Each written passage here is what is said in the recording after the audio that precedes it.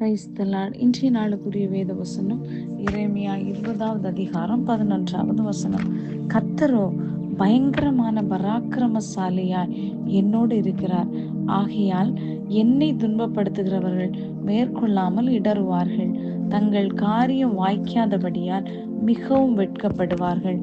மறக்கப்படாத நித்திய லட்சை அவர்களுக்கு உண்டாகும். அன்புக்குரியவர்களே, இந்த அருமையான காலவேளையிலே அருமைநாதர் இயேசு கிறிஸ்துவின் இனிய நாமத்தில் உங்களை வாழ்த்துகிறேன். கர்த்தர் தந்த நல்ல வசனத்திற்காய் நன்றி செலுத்துவோம்.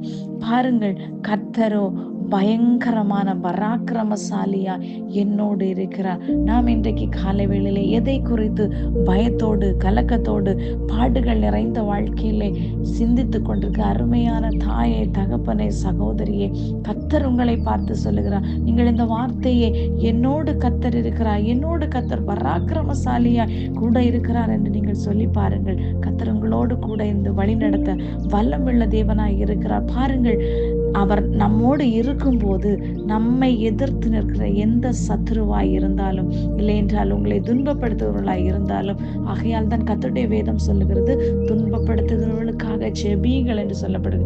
நீங்கள் அமர்ந்திருந்து நானே தேவன் என்று அறிந்து கொள்ளுங்கள் என்று கர்த்தர் உங்களுக்காக யுத்தம் பண்ணுவார். நீங்கள் சும்மா இருங்கள் என்று சொல்லப்பட்டிருக்கு. காரணம், அவர் யுத்த வீரனாய். பாருங்கள், பார்வோன் இஸ்ரவேல் ஜனங்களை துன்பப்படுத்தும்படியாய் கடந்து சென்ற போது அவன் அழியாத ஒரு வழியிலூടെ கர்த்தர் நடத்தினார். செங்கடலில் வழி திறக்கும் என்பது அவனுக்கு தெரியாது.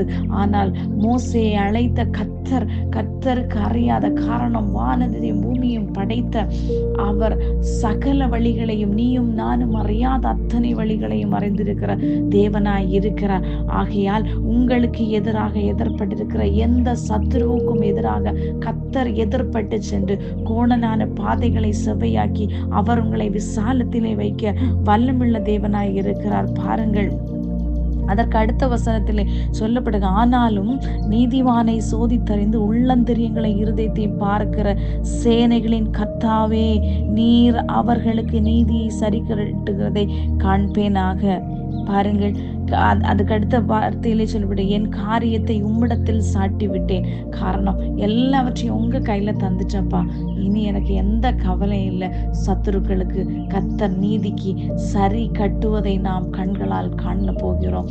ஆகையால் நாம் செய்ய வேண்டியது அவருடைய பாதத்தில் அமர்ந்திருந்து நம்முடைய காரியங்களை கர்த்தரிடத்தில் அறிவித்து விடுவோம். அவரை நம்மை விடுவிக்க எத்தனை பெரிய, எத்தனை சீறி வருகிற புயல் போன்ற காரியங்களுக்கும் அவர் அமைதலாய் இருந்து சொல்லும்போது காரியங்கள் அவருடைய கையின் கீழ் அடங்கும்.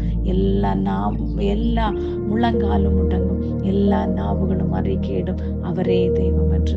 அவர் தாமே உங்களை விடுவித்து காக்க வல்லமுள்ள தேவனாய் இருக்கிறார். Praise the Lord.